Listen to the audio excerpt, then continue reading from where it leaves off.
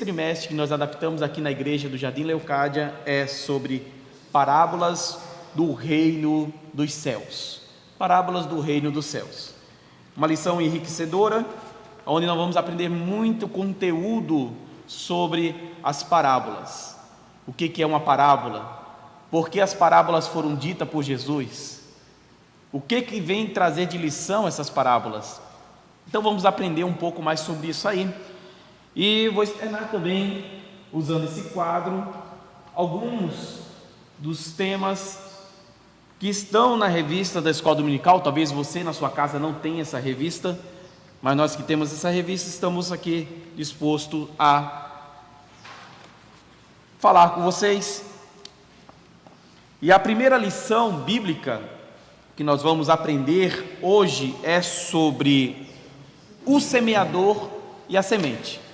E antes de começar essa lição bíblica, eu gostaria de fazer uma oração rápida para que Deus venha abençoar essa aula de escola dominical. Estamos sendo transmitidos via Facebook, via YouTube do canal do Jardim Leocádia, da igreja do Jardim Leocádia, dirigida pelo nosso pastor João Marchetti, e também via Instagram. Estamos também ao vivo via Instagram, mas não vou dar muita atenção ao Instagram porque está aqui do lado, mas ao Facebook e ao YouTube. Senhor Deus, Pai eterno de glória, que o Senhor venha abençoar todos os alunos da escola dominical, professores que estão assistindo, os pastores, os obreiros, aqueles que querem aprender um pouco da palavra do Senhor. Que o Senhor venha estar com eles, visitando a casa, o coração de cada um nessa quarentena. Que o Senhor venha renovar, venha curar, venha, Senhor, abrir a mente para que dê mais sabedoria e mais graça para cada um que estão ouvindo, que estão vendo esta live, em nome de Jesus. Amém. Que Deus abençoe a todos. Vamos lá.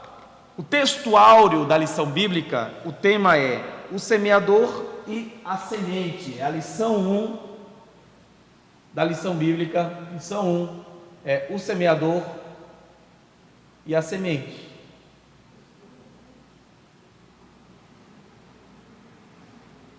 E a semente. Essa é a lição 1 da lição bíblica.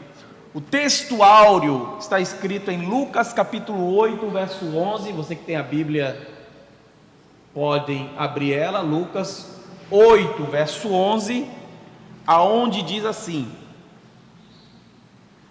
a semente é a palavra de Deus. E nós vamos ler Lucas 8, 11.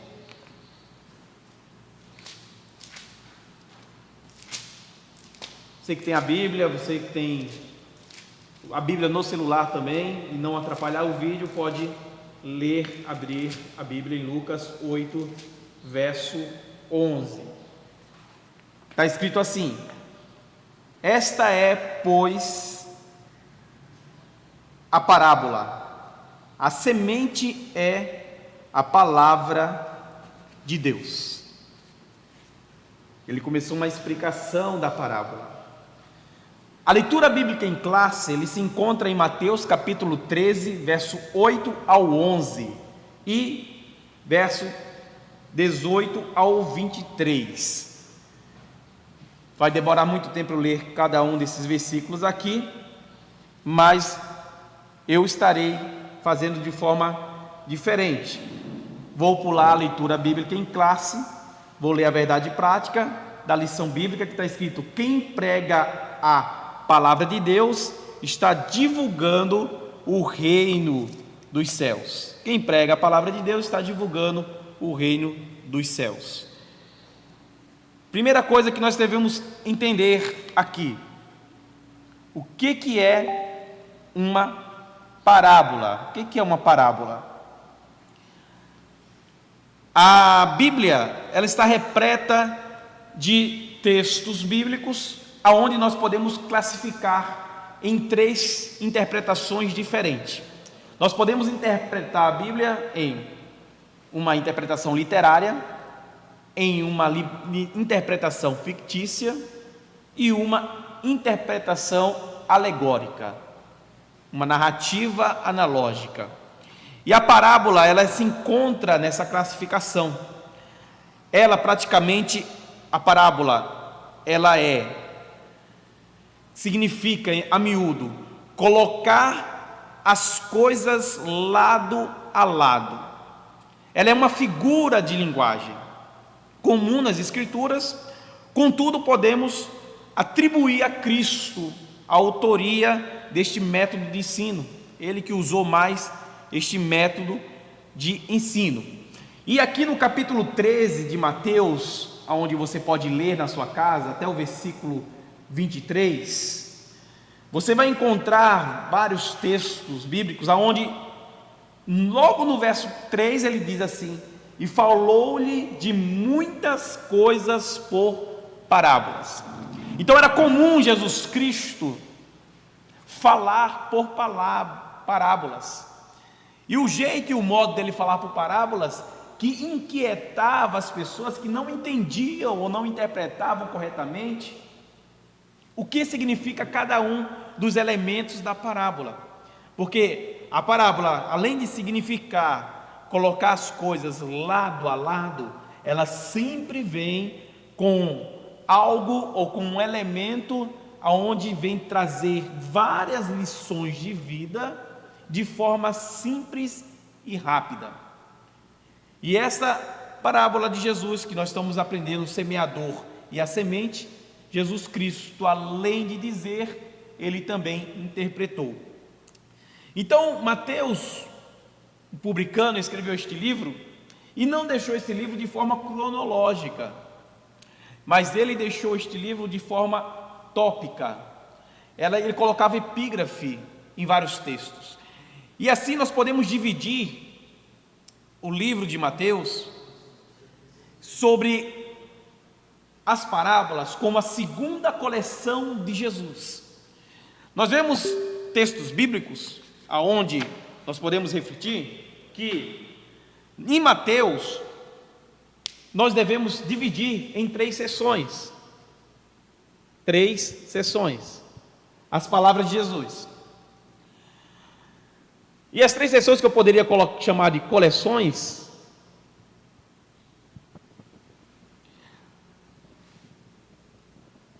aqui nós vemos, a primeira coleção de Jesus está escrito em Mateus, capítulo 5 ao capítulo 7.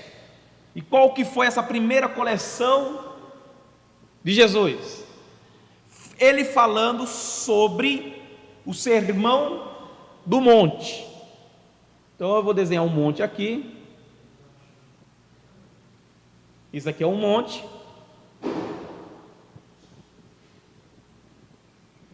Então ele falava sobre o Sermão do Monte.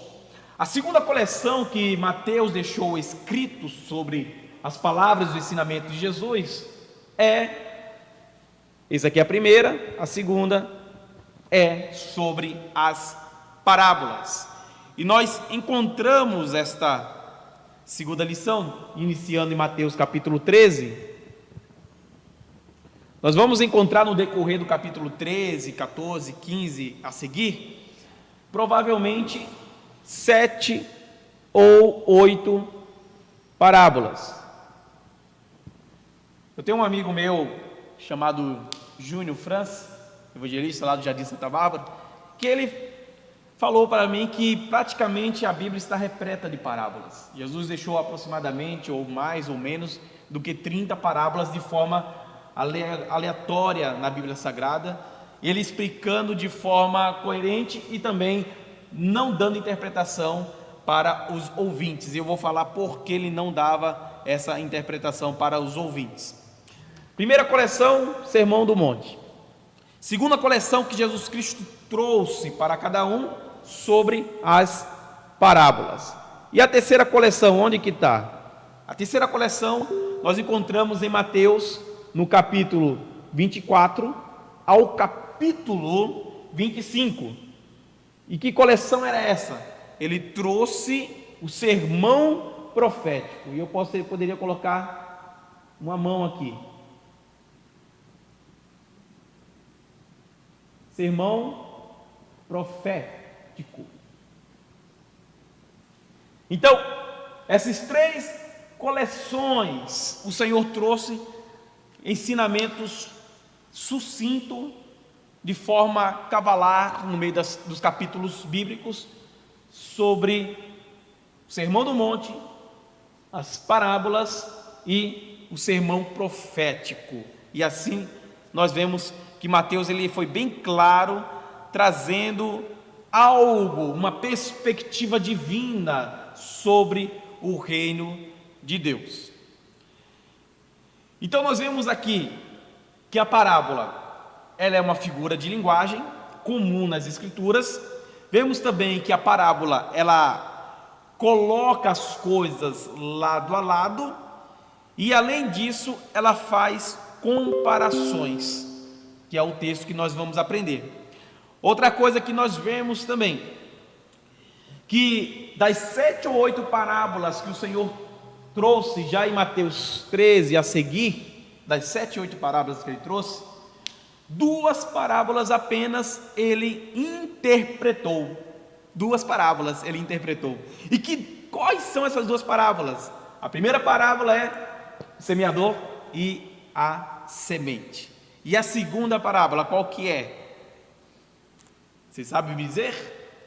É a parábola do trigo e do joio. As outras parábolas não foram interpretadas por Jesus, a não ser essas 2 parábolas. E o interessante é que no meio desse ensejo todo, o que Jesus Cristo quis dizer?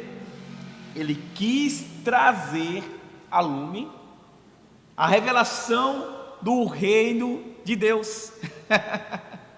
Ele quis trazer a revelação do reino de Deus. E o que é o reino de Deus? Talvez vocês podem perguntar: o que é o reino de Deus? O que é este reino maravilhoso? Reino de Deus, ou pode-se dizer reino dos céus. Reino de Deus, uma palavra tão famosa, mas que muitas pessoas não sabem o significado. Estou falando com vocês aqui, estou falando no Instagram aqui, no meu celular, ao vivo. E o que significa o reino de Deus? Primeiro, o reino de Deus significa a presença dele no mundo, a presença dele. Olha o E maiúsculo aqui, ó. Dele no mundo. Ele quem? Jesus Cristo. A presença de Jesus Cristo no mundo é um dos significados do reino de Deus. Qual que é o segundo significado do reino de Deus? Segundo significado do reino de Deus, podemos ver a manifestação e as promessas em Atos capítulo 1, verso 8, aonde ele diz: ficai em Jerusalém até que do alto sejais revestidos de poder. Então a segunda manifestação do reino de Deus é poder, é o manifestar do poder de Deus. Coisas que não tinham antes de Jesus. E qual que é o terceiro significado do reino de Deus? Primeiro, o reino de Deus é Ele. Segundo, o reino de Deus é o poder manifestado. Terceiro, o reino de Deus somos nós que estamos em Cristo. Fazemos parte deste reino de Deus. E por que reino de Deus? Porque existe um rei. E quem que é esse rei? Deus. Ele governa este reino. E o reino de Deus na Bíblia Sagrada, ele também é interpretado como o reino dos céus.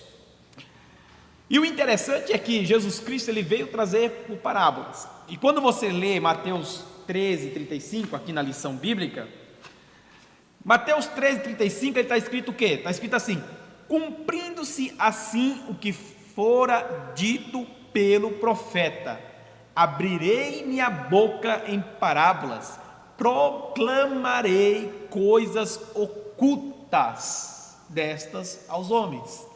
Então ele estava anunciando, cumprindo uma profecia do Antigo Testamento. Tanto é que se você ler Salmos 78, que não tem capítulo, é um livro poético, né? Salmos 78, verso 2, você vai encontrar escrito assim: pois lhe falarei por meio de parábolas, ensinarei enigmas de nosso passado. Então o Senhor, Ele trouxe este reino. E quando você ler, olha que interessante, ler Lucas, capítulo 17, Lucas 17, 21, o que você vai encontrar lá? Vai encontrar um versículo bíblico escrito assim: o reino dos céus, ou o reino de Deus, está entre vós. O reino dos céus, o reino de Deus está entre vós. Aleluia. Então nós encontramos isso na Bíblia Sagrada sobre o reino de Deus. Eu espero que você tenha compreendido isso. Até porque, se você aprofundar mais sobre o reino dos céus e o reino de Deus, você vai encontrar em João, capítulo 14, verso 23, João 14, 23, João 14, verso 23, o que você vai encontrar em João 14, 23? Você vai encontrar um texto escrito assim: se alguém me ama, disse Jesus, guardará a minha palavra, meu Pai amará, e nós viveremos a Ele, e faremos nele morada. Então eu concluo aqui que o reino de Deus, o reino pregado, falado por tantos jovens, por comunidades, revoluções, cultos, festas e tudo mais, ele não é material. O reino de Deus, ele não é político. O reino de Deus, ele é algo espiritual. E por que ele é algo espiritual? Ora, leia aí na sua casa, pegue a Bíblia, João 18, 36. João 18, 36. Leia aí, João capítulo 18, verso 36. O que está escrito em João 18, 36? Está escrito assim, disse Jesus: o meu reino não é deste mundo. Se fosse, os meus servos lutariam para impedir que os judeus me prendessem, mas agora o meu reino não é. Significando que o reino de Deus não é material. O reino de Deus não é politicagem. O reino de Deus, ele é espiritual. Aí eu venho para a última pergunta para definir o que significa o reino de Deus. Como eu poderia entrar no reino de Deus? Como eu poderia participar do reino de Deus? Aí nós encontramos o quê? Um texto bíblico em Marcos, e eu estou anotando aqui para você anotar depois em casa, em Marcos capítulo 1, logo no versículo 15 de Marcos, capítulo 1, verso 15. Como que eu faço para entrar no reino de Deus? Marcos 1, 15. Está escrito assim: arrependei-vos e convertei-vos, porque é chegado o reino de Deus. Então, para participar do reino de Deus, tomar um cafezinho, porque sem café não dá. Para participar do reino de Deus, é necessário você se arrepender de quê? Dos seus pecados e converter-se do mau caminho. Porque não adianta se arrepender e continuar no mesmo mau caminho. É necessário se arrepender e converter-se dos pecados. Por quê? A Bíblia diz em João, 1 João, primeira carta de João, capítulo 2, verso 1, dizendo: filhinhos, não pequeis. Está bem grande, né? Em letras garrafais. Filhinhos, não pequeis. Ponto. Mas, se pecares, porque é impossível nós vivemos sem pecado, totalmente santo neste mundo, por causa da carne pecaminosa que estamos, por causa do velho homem, do Adão. Mas se pecares, diz o versículo, capítulo 2, verso 1, mas se pecares, há um advogado no céu para julgar as suas causas. Não é eu que julgo você, não é o seu amigo que julga você, a sua amiga que julga você, porque tem muita gente aí que gosta de apontar, que gosta de julgar, mas não é. Quem pode julgar a cada um de nós não é eu e você, não é meu companheiro, não é minha família, não é meus amigos. Quem pode nos julgar é Deus. Deus, ele nos julga com reta justiça. Até poderemos julgar a nós mesmos, porque antes de participarmos da ceia do Senhor, como está escrito em Coríntios, nós vemos um versículo bíblico: examine-se, pois, o homem a si mesmo, e depois toma deste pão e beba deste cálice. Ou seja, nós julgarmos a nós mesmos, olharmos os nossos defeitos, as nossas falhas e procurarmos melhorar a cada dia. Então é assim que nós entramos no reino de Deus. O quê? Se arrependendo e se convertendo dos maus caminhos, porque não adianta se arrepender só apenas, tem que se arrepender e se converter, ter uma convergência, pegar um novo rumo, sair deste caminho tenebroso e ir para um caminho de luz, um caminho de paz, um caminho de cura, um caminho de prosperidade, e o caminho é Deus. É o que está escrito em João capítulo 14, verso 6. O que está escrito lá? Jesus disse: eu sou o caminho, a verdade e a vida, ninguém vem ao Pai a não ser por mim. Olha que interessante, né? Quem é o caminho? É Jesus. Ele é o caminho, ele é a verdade, ele é a vida. Buda dizia: eu não conhecia a verdade. Mahatma Gandhi dizia: eu ainda estou à procura da verdade. E Jesus disse: eu sou o caminho, a verdade e a vida. Então, se você está em outros caminhos tenebrosos, volte para o reino de Deus, volte para o caminho que é Jesus. Porque a Bíblia fala o quê? Se confessarmos os nossos pecados, Ele é fiel e justo para perdoar os nossos pecados e sarar todas as nossas feridas. Aleluia, né? Que maravilha, né?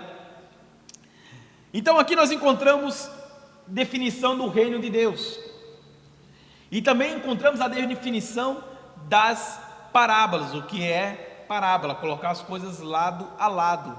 Mas a lição bíblica, ela fala sobre a parábola do semeador e da semente.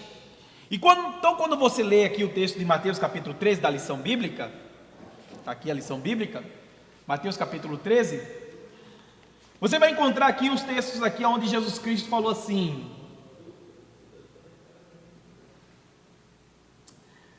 no verso 11, ele respondendo disse: porque a vós é dado a conhecer os mistérios do reino dos céus, mas a eles não lhes é dado.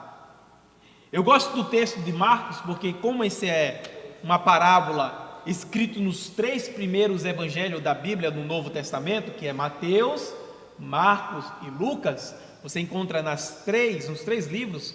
O livro de Marcos, ele vai mais incisivo, né? Porque o livro de Marcos foi escrito para os romanos. Então, quer mostrar Jesus Cristo como um combatente, como um homem forte. Então, em Marcos, logo no capítulo 4 de Marcos, nós vamos encontrar uns textos bem fortes, onde Jesus Cristo ele começa a repreender os discípulos por não compreender a parábola. O interessante é que, quando Jesus Cristo ele escreve Marcos capítulo 4, ele começa a escrever em um cenário totalmente diferente. Aonde que Jesus Cristo estava? Ele estava em cima de um barco, no meio de um lago, de um rio, aonde em cima de um barco ele começou a pregar à multidão, porque ele sabia que, como não tinha microfone naquela época, ele tinha que usar o acústico daquela época, que era o eco. Então ele ensinava a todos nessa parábola em cima de um barco. Tanto é que em Marcos capítulo 4, verso 1, você vai encontrar que ele estava a ensinar junto ao mar, porque uma grande multidão se juntou para ouvi-lo. E aqui nós vemos o que? Em Marcos capítulo 1, você que tem a Bíblia aí, você começa a ver, e ele fala aqui, ó, Marcos capítulo 1, verso 10. E quando estava sozinho, olha bem, a multidão já foi embora, e quando estava sozinho, os que estavam perto dele, com os 12, ou seja, tinha Jesus, tinha os 12 apóstolos, os 12 discípulos, e tinha mais alguém ali. Perguntaram-lhe sobre a parábola, olha bem, verso 11, e lhes disse: a vós é dado saber os mistérios do reino de Deus, mas aos que estão de fora se fala por parábolas todas essas coisas, para que vendo vejam e não percebam, e ouvindo ouça e não entendam, para que não se convertam e lhes sejam perdoados os pecados. E lhe disse: não sabem esta parábola? Como, pois, entenderão todas as parábolas? Olha bem, olha o que Jesus Cristo ele disse, logo no versículo 13 de Marcos 4, vocês não sabem essa parábola? Então como você vai compreender as outras parábolas? O que significa? Significa que essa primeira parábola aqui é uma das mais importantes que Jesus falou, porque ela é a chave para que nós venhamos a entender as outras parábolas. Olha que interessante, ela é a chave para que nós venhamos compreender as outras parábolas. Marcos 4,13, ele perguntou aqui, ó, você não entende essa parábola? Como você vai entender as outras? Então, se você não entender essa parábola, meu irmão, minha irmã, meu ouvinte, meu amigo, minha amiga, aí você precisa voltar para o catecismo, para a escola bíblica dominical, voltar para a leitura bíblica, porque essa parábola, além de você ler ela tem a própria interpretação de Jesus Cristo. Nós encontramos em Marcos capítulo 4, verso 14 a seguir, a explicação da parábola. Então nós encontramos aqui vários elementos nessa parábola que eu quero deixar bem claro para você. Primeiro elemento que nós encontramos, o semeador. Primeiro elemento, vai marcando aí no seu caderninho, o semeador. Segundo elemento que nós encontramos na parábola, qual que é? A semente. Qual que é o terceiro elemento que nós encontramos na parábola? Terceiro elemento, vou escrever de azul. Terceiro elemento, os terrenos. Qual que é o quarto elemento que nós encontramos na parábola? Quarto elemento, as aves. Qual que é o quinto elemento que nós encontramos na parábola? Quinto elemento. 5. O sol. O sol é o quinto elemento. Qual que é o sexto elemento que nós encontramos na parábola? O sexto elemento é os espinhos. Espinhos. Então existem 6 elementos na parábola. E essa parábola que Jesus Cristo trouxe, com os 6 elementos, era para significar algo que estava acontecendo naquele momento, e que se nós trouxermos para os dias atuais, não mudou nada. Primeiro, a semente, o que ela significa? A palavra de Deus. E o semeador, ele significa Cristo Jesus, mas também significa cada um de nós. E os terrenos, o que isso significa? Significa o nosso coração. E as aves, significa as influências diabólicas e malignas sobre a humanidade, sobre cada um de nós. E o sol, que significa? O sol simboliza a perseguição contra os santos. E os espinhos simboliza os cuidados desta vida. Então a semente, que é a palavra de Deus, segundo essa parábola, ela foi jogada em 4 terrenos, em 4 corações. Anote aí, para você não se perder. E aqui na lição bíblica, nós encontramos a definição do que é um semeador e do que é um ceifeiro. O escritor, ele começa a falar sobre João capítulo 4, versículo 37, que existe um que semeia e outro que ceifa. E aqui nós encontramos em Salmos 126, versos 5 e 6, Salmos 126, versos 5 e 6, que diz que aquele que semeia andando e chorando, ceifará com alegria. Então, além do semeador, existe também o ceifador, aquele que vai colher o fruto, colher o que foi semeado.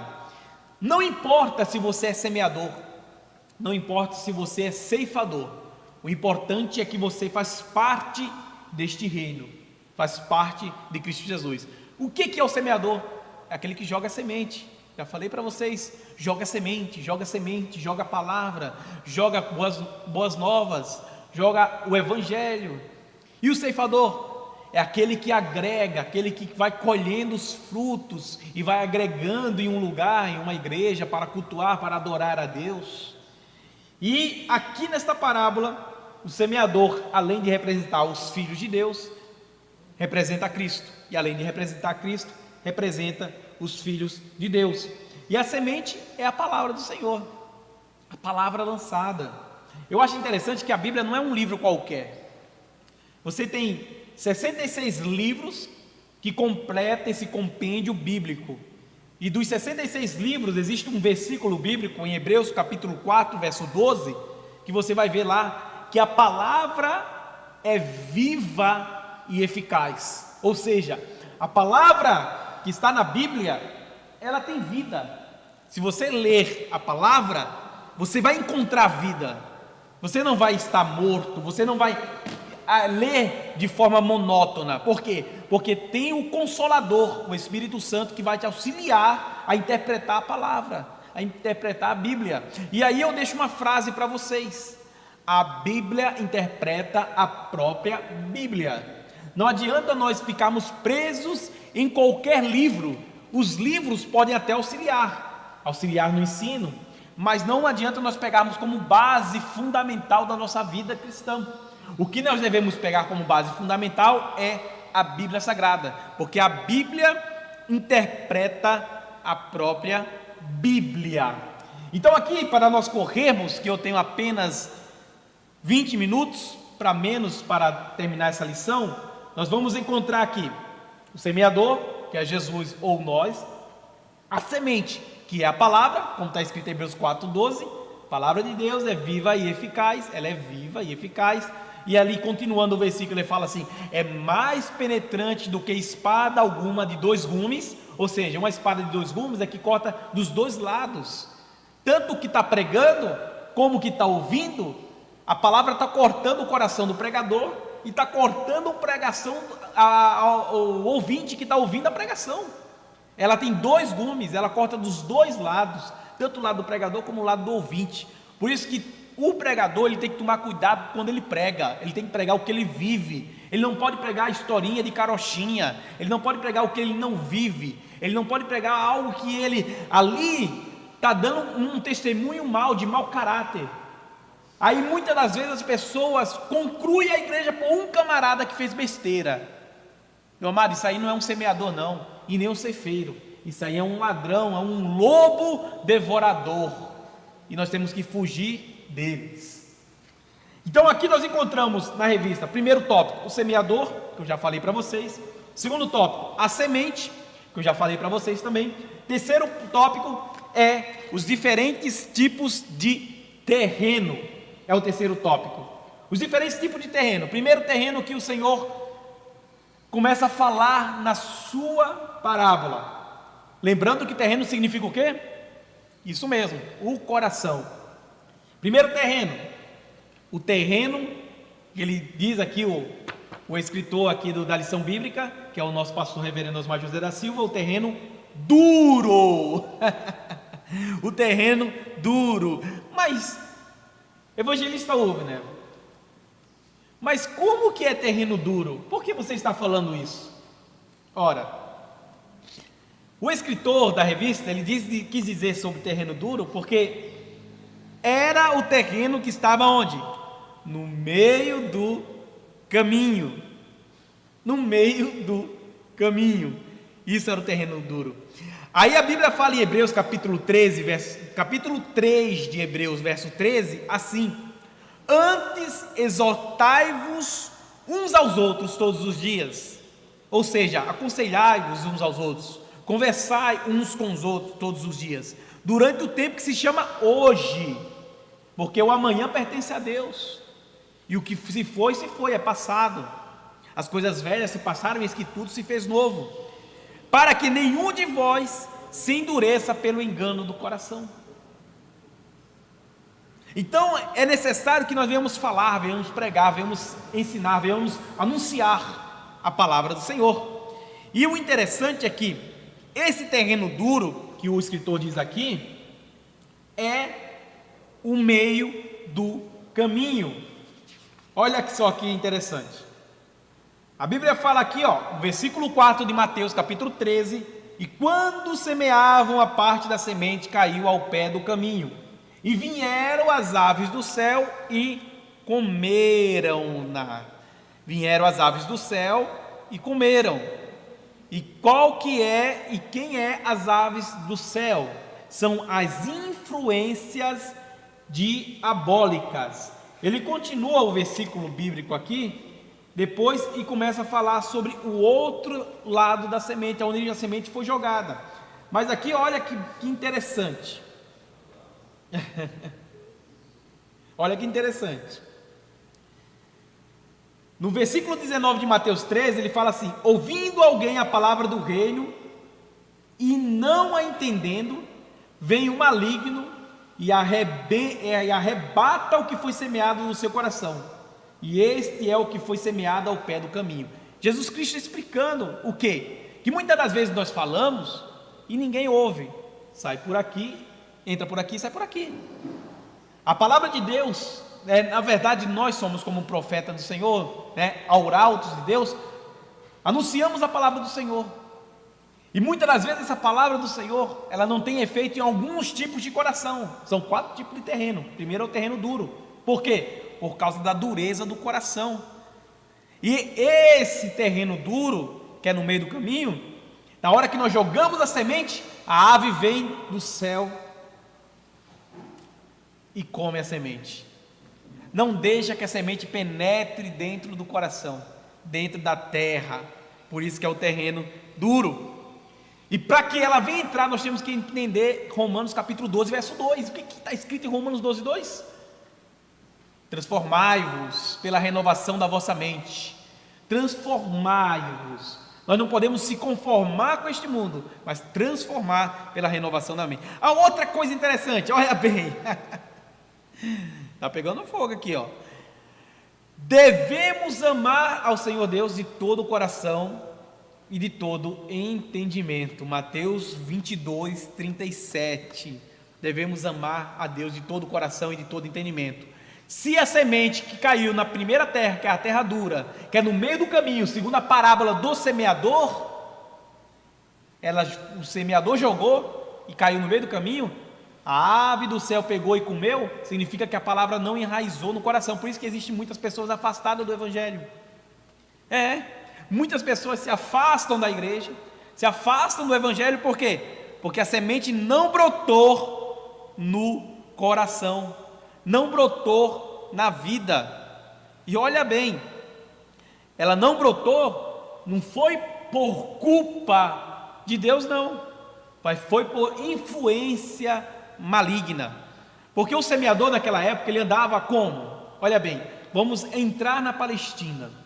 Existe uma cultura lá de agricultores, onde eles plantam, aonde eles semeiam, aonde eles colhem, e o semeador, antes de jogar a semente, o que acontecia?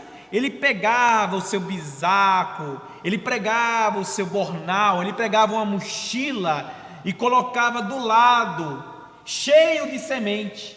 E quando ele colocava essa mochila do lado, cheio de semente, o que acontecia? Ele enchia a sua mão e jogava sobre a terra. Enchia a sua mão e jogava sobre a terra. Essa era a cultura palestina. E o Senhor, sabendo disso, ele falou: eu vou contar essa parábola logo de cara, porque todo mundo vai saber a interpretação. Bem provável que todos vão entender. Mas, que nós lemos em Marcos capítulo 4, que nem os discípulos entenderam a parábola de Jesus. Olha só, né? O segundo terreno. Primeiro terreno no meio do caminho, vocês já entenderam que a influência maligna tira a nossa atenção para não ouvirmos a palavra de Deus. Talvez a influência maligna está tirando sua atenção agora, para não ouvir, para não prestar atenção ao ensino da palavra de Deus. Segundo terreno, terreno raso. É isso que o escritor, pastor Osmar José da Silva, diz aqui: terreno raso. E ele deixa aqui algo interessante sobre o terreno raso. Ele fala assim, ó: não havia terra bastante, ou seja, existia região, na região da Palestina, lugares que tinha terra, mas abaixo da terra tinha muita pedra. Então o semeador jogava a semente, caía no meio do caminho, na hora que jogava, literalmente, a ave do céu ia comer, jogava a semente e parava onde? Em lugares que não tinha um terreno fértil, porque estava embaixo desse terreno pedra. Pedra, estava pedra no meio desse terreno. Tomar um cafezinho, né? Sem café não dá. E esse terreno, que é um pedregulho, o que acontecia? Olha que a Bíblia fala aqui, ó, Mateus capítulo 13, verso 5. E a outra parte da semente caiu nos pedregais, aonde não havia terra bastante, e logo nasceu, porque não tinha terra funda, mas vindo o sol, queimou-se e secou-se por não ter raiz. O que eu falei para você? O que significa o sol? Olha que nós aprendemos sobre a ave, né? O que significa a ave? As aves são as influências malignas. O que significa o sol? O sol nada mais é do que as tribulações. A tribulação é o sol. Então nós encontramos textos bíblicos que nós somos atribulados, mas não angustiados, perplexos, mas não desanimados, porque a tribulação produz paciência, e a paciência produz perseverança, e a perseverança, esperança. Um produz outro. Mas essa semente que o semeador jogou, caiu na pedra, o que aconteceu? Ela nasceu, ela germinou, mas o sol queimou. São palavras jogadas no coração das pessoas, mas como as pessoas têm um coração duro, ela permanece por um tempinho só. Sabe aqueles irmãozinho meio Raimundo, né? Um pé na igreja, um pé no mundo. Aqueles irmãos que fica meio a meio. Então, ele permanece dentro da igreja um pouquinho, depois ele sai da igreja, depois permanece na igreja de novo, sai da igreja. É assim, aperta aquela tribulação, aperta aquela luta, ele volta para a igreja. Quando está tudo bonança, tudo bem, tudo tranquilo, sai da igreja. É a semente que foi jogada na pedra. Nasceu a semente, ele ficou alegre na igreja, tal. Veio um aperto, uma tribulaçãozinha, né, perturbou-se, ou alguém falou mal dele, ou etc, porque nós somos falhos, sai da igreja, nem mais nem menos, nem pede perdão, nem espera a pessoa pedir perdão que ofendeu ele, ninguém sabe o porquê que ele sumiu da igreja, o porquê que ela sumiu da igreja. Somem, não falam para onde vai, não falam nem de onde vem. Parece, né, o diabo fala assim, Jesus falou assim, Deus falou, né, na parábola lá na história de Jó: diabo, de onde você vem? Eu venho de rodear e passear pela terra. Olha só, que perigo, né? O diabo que faz isso, fica passeando pela terra, rodeando pela terra, né? O macaco pulando de galho em galho. Então a pedra ela é assim.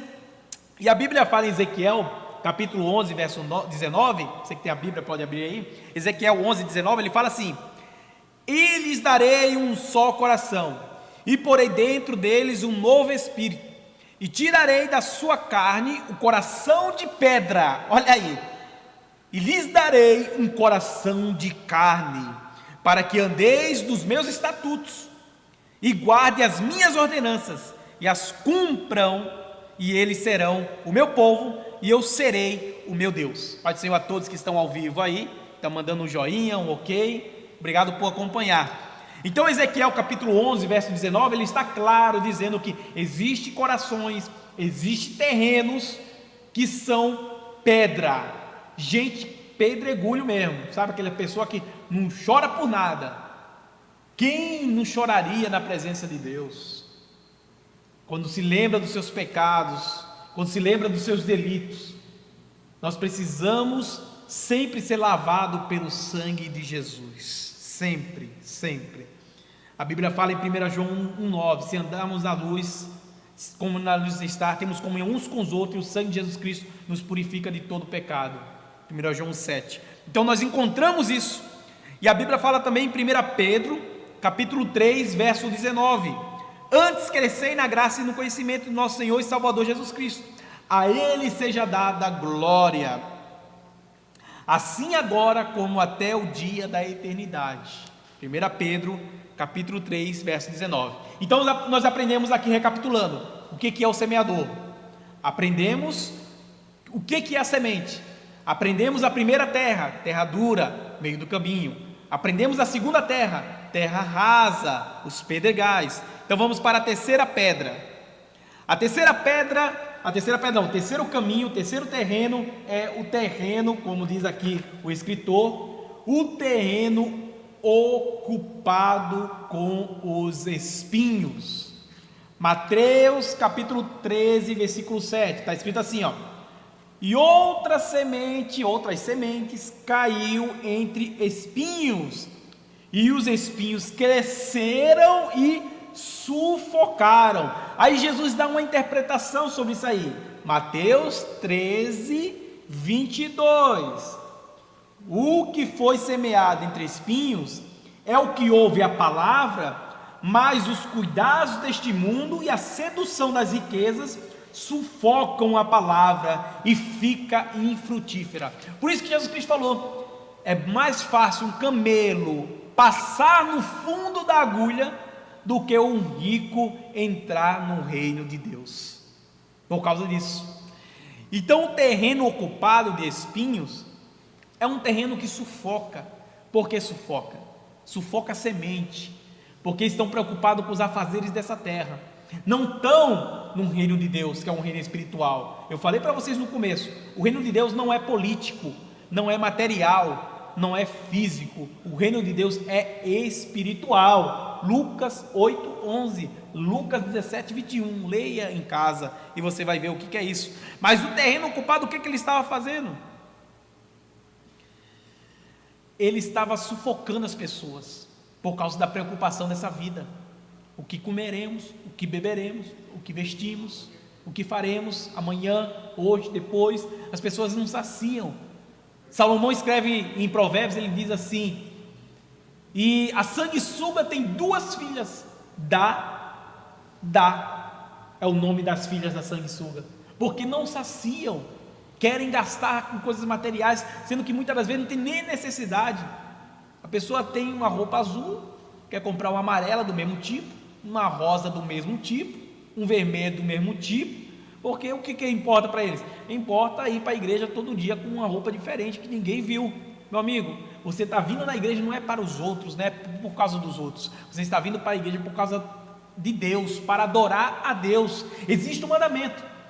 Qual que é o mandamento que o Senhor Jesus Cristo falou? Amar a Deus acima de todas as coisas. E o segundo, amar o próximo como a si mesmo. Nós temos que amar os irmãos, não querer se aparecer, porque quem quer se aparecer, quer ser melhor do que os irmãos. Não, nós temos que ser iguais, temos o mesmo pensamento, temos a mesma direção, temos o mesmo rudimento de Cristo Jesus. Porque se nós não aprendemos nada sobre os rudimentos de Cristo, sobre os dogmas da igreja, sobre o carisma bíblico que o Senhor deixou. O que nós estamos fazendo aqui? Devemos aprender mais e mais a palavra. Então ele sufoca, né? Caiu no espinho, sufoca.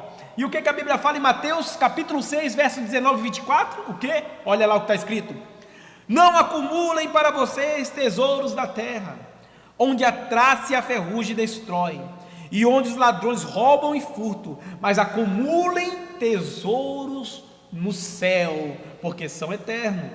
Acumule tesouros no céu. A Bíblia fala em Timóteo, 1 Timóteo capítulo 6, verso 7: porque nada trouxemos para este mundo. Olha bem, 1 Timóteo capítulo 6, verso 7: porque nada trouxemos para este mundo, e é manifesto que nada podemos levar dele. Ou seja, nós não vamos levar nada, meu amado e minha amada. Tem gente brigando aí por R$1, por R$2. Tem gente brigando aí porque o rapaz riscou o meu carro, eu vou matar ele. Tem gente sacando a arma e matando o outro por causa de coisa material. Coisas materiais não são mais importantes do que as coisas espirituais, porque nós não vamos levar nada deste mundo. E a Bíblia continua aqui, 1 Timóteo capítulo 6, verso 7 fala isso, e o verso 8 fala assim: tendo porém sustento e com que nos cobrimos, estejamos com isso contentes. Se nós temos algo que vai sustentar a nossa vida, que nós temos o alimento que nós comemos, e se nós temos algo que nós vestimos, então vamos ficar felizes, irmão. É melhor andar vestido do que andar pelado por aí. Apesar que tem gente que compra roupa aí até para andar pelado, porque as roupas é tão curta que parece que está pelado, né? Então, vamos andar vestido, já que temos a nossa roupa. Vamos comer bem, porque isso que não é, que crente pode comer. Se você fizer um churrasco aí, me convide. Me convide para o churrasco, que eu vou lá comer. Eu e o irmão Manuel também aqui, que eu sou no praça, também vai comer, levantou a mão. E nós vamos comer. Então convide-nos para comer. Nós gostamos de comer e gostamos de vestir. É isso aí. O resto é resto, entendeu? E concluindo, 1 Timóteo capítulo 6, verso 17, diz assim: manda aos ricos deste mundo que não sejam altivos, ou seja, orgulhosos, nariz empinado, né? Nem ponham a esperança na incerteza das riquezas, porque não sabe o dia de amanhã, pode ser que venha uma tempestade, um furacão, um terremoto e acabe com tudo. E ele fala assim: mas em Deus, 1 Timóteo 6,17, em Deus, que abundantemente nos dá todas as coisas para delas gozarmos, para dela alegrarmos. É o Senhor que dá, Deus que nos deu trabalho, Deus que nos deu saúde, Deus que nos deu a vida que nós vivemos, Deus que nos dá o ar que nós respiramos, é Deus. Se não fosse Deus, nós nem existiríamos, mas Deus falou: haja luz, e houve luz. Deus criou Adão e Eva e criou cada um de nós, e nós estamos aqui e somos gratos por Ele. Então, para concluir esta lição, porque eu tenho apenas 5 minutos para concluir, ou menos ainda, para concluir essa lição, eu quero dizer a última terra que o escritor fala aqui, A última terra é a terra boa. Oh, glória, né? A terra boa. A terra boa, diz o escritor, é a que está limpa, desimpedida, macia, molhada, fértil, preparada, né? É o que está escrito em Lucas capítulo 8, verso 15. O que está escrito lá? E que caiu em boa terra, esses são os que, ouvindo a palavra, conservaram num coração honesto e bom, e dão fruto com perseverança. Sabe como é que você conhece uma pessoa? Não é perguntando para os outros sobre ele, não. Você conhece pelos frutos. Pelos frutos mesmo. Que fruto será que aquela pessoa está gerando por dia? Que fruto será que a pessoa está gerando? É fruto de maldade? Ou é fruto bondoso? Será que a pessoa está falando de Jesus? Ou está falando mal dos outros? Será que a pessoa está vivendo conforme Jesus Cristo vive? Ou será que a pessoa está vivendo dissoluto conforme Satanás vive? Como será que a pessoa está vivendo? E a terra boa, ela produz fruto. Só que olha bem, olha o mistério aqui, Eu vou ler aqui para vocês, Mateus 13:8, o que ele fala? Mateus 13:8, aqui na lição bíblica mesmo, Ele fala aqui: e outra caiu em boa terra e deu fruto, uma a 100, outra a 70 e outra a 30. Sabe o que significa isso? Nem todo mundo dá fruto por igual. Tem gente que estudou com nós e hoje é nosso chefe. Tem gente que estudou conosco e hoje somos chefes dele. Por quê? Porque nem todo mundo dá fruto igual. Vai depender do esforço de cada um, vai depender da perseverança de cada um. Uns dá 30, diz a Bíblia, outros dá 100, outros dão 50. É o que está escrito aqui, ó, versículo 8. Uns frutos dão 100, outros dão 70 e outros dão 30. Então nem todo mundo vai dar fruto para todo mundo. Tem gente que nasceu com o talento de cantar, canta que é uma beleza, canta demais, mas tem outros que, se cantar, meu amigo, nem no banheiro serve, porque os passarinhos se afastam da janela. Porque a pessoa cantando é horrível. Eu mesmo, se eu for cantar, meu irmão, nem quero ouvir. Eu não sei cantar coisa nada. Tentei, já fiz aula de canto e tudo mais, mas não adianta. O meu gogó, para conseguir alguma nota grave, aguda e etc, soprando, bicho, é horrível. Então imagine, tem gente que dá o fruto o quê? Levando a palavra, jogando a semente, pregando. Tem gente que dá o fruto cantando, tem gente que dá o fruto tocando instrumento. E tem os mais importantes. Qual que são os mais importantes? Aqueles que dão fruto limpando a igreja, lavando a igreja, cuidando da igreja, abrindo a porta, fechando a porta, ajudando os irmãos do lado. Tem gente que tem fruto assim, ó. Eu dou fruto não como missionário, como a Thalita Galego é um missionário, missionária Galego, ela vai lá para Moçambique, evangeliza, né, a minha amiga Thalita, mas também tem aqueles que ofertam porque não podem ir lá. É um fruto, está ofertando para missões, está ofertando para levar o evangelho, a palavra de Deus. Então nós encontramos o quê? Nós encontramos em nota que o terreno bom, ele dá fruto. E o fruto que dá, cada um que nós damos fruto, uns dão 100, outros dão 70 e outros dão 30. E nós não podemos ficar bravos com isso, nós temos que compreender, irmãos. Nós temos que saber qual pessoa dá o fruto bom. Por isso que o pastor está aqui. O pastor, ele tem que ter discernimento bíblico, discernimento espiritual, para saber quem é joio, quem é trigo, para saber se essa árvore boa dá fruto ou se essa árvore é estéril. E eu com isso vou até tomar um cafezinho aqui, né? Porque sem café não dá. E venho concluindo essa lição. Espero que você tenha aprendido bastante. Aluguei você por 1 hora, imagine 1 hora aguentar, é difícil, né? Conclusão: a parábola do semeador ilustra uma lição importante. As palavras do reino serão anunciadas a todas as categorias de pessoas, e muitos receberão, mas poucos responderão positivamente a ela. Apenas uma minoria frutificará satisfatoriamente para o reino de Deus e satisfarão as expectativas do semeador com excelência, Jesus Cristo. E a conclusão da lição bíblica, ele conclui assim: baseado nesta parábola, concluímos que dos 4 tipos de ouvintes da palavra de Deus, somente uma dá frutos bons. O semeador pode ser ótimo, a semente excelente, mas os corações nem sempre obedecem à mensagem bíblica e ficam sem frutos. E assim nós encerramos a lição bíblica. Espero que você tenha aprendido sobre os elementos dessa parábola, sobre o semeador, sobre a semente, sobre os 4 tipos de terreno: terra de espinhos, de pedras, à beira do caminho, terra boa. Espero que você tenha aprendido o que significa o sol, o que significa as aves. Espero que você tenha aprendido o que significa também todos os elementos dessa parábola, todos os elementos, para que você venha aplicar na sua vida sobre o que significa o reino de Deus. E a próxima lição bíblica, que é a lição número 2, vamos falar sobre o trigo e o joio. Espero que você que esteja em casa assistindo, venha também assistir no próximo domingo. Não vai ser eu que vou estar dando aula, vai ser outra pessoa, gabaritada, estudada, e você vai aprender bastante sobre o reino de Deus.